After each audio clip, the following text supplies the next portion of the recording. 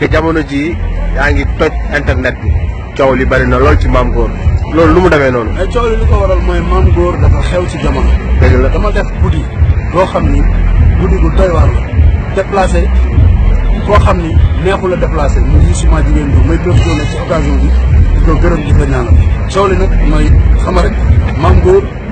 dëgg sama baay daf ma daan wax naan man bàyyi fen bu doon jóge su ma laajee lu jëm ci dëgg rek mu wax dëgg ji bàyyi fen donc nag loolu moo tax gars yi xam nga chaque fois Mame Goor dafay nekk parce que sénégalais yi dañu bëgg a dégg nit kuy wax buñ koy wax dëgg quoi. waaw dëgg la sa digganteeg Youssou. wax ñu si tuuti moom sama mag la suma xarit la te chaque fois dama koy wax bu question Youssou Ndour dafa ñëw sama anniversaire ni ma Mame Goor ma ne ko naam ñuy wax devant addina bi parce que télévision yëpp a fa nekk mu ne ma man joxuma la nga lekk joxuma la nga naan joxuma la dara mais dama dégg lu baax li ngay wax ci man ma ne ko képp ku baax doon góor dafa war a wax ci yow lu baax amul tax parce que ñun ay waykat lañ tey bu ñu demee ba fii sës ci monde bi àdduna yëpp boo nee waykat laa boo nee Sénégal laa dëkk noo def ñu laaj la ndax xam nga Youssou Ndour mooy artiste sénégalais bi nga xam ne à travers le monde moom la nit ñi gën a xam donc sagu sénégalais yëpp la Youssou Ndour patrimoine national la donc nag loolu moo tax man su may wax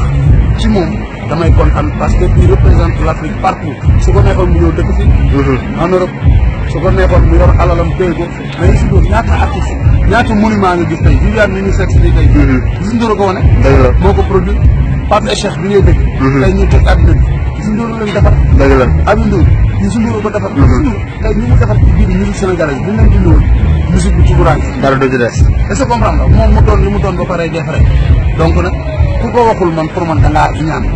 ku soxor rek mooy toog parce que wax sa mbaaxu morom du wàññi sa wax sa mbaaxu waay du wàññi si sa mbaax dara Youssou Ndour c'est quelqu'un boo xam ne c'est un grand monument moo tax man ku bañ a dégg Youssou Ndour taalal gaz nga farankulaay maa ko wax man déjà. jaajëf Diaz kon daal ci kanam ñu xaar duo bu mag bi ngay def ak Viviane. non Viviane moom tey moom fii on va casser la baraque. jeex na. yaa ma neex yaa ma neex. kon ci kanam. jaajëf jaajëfate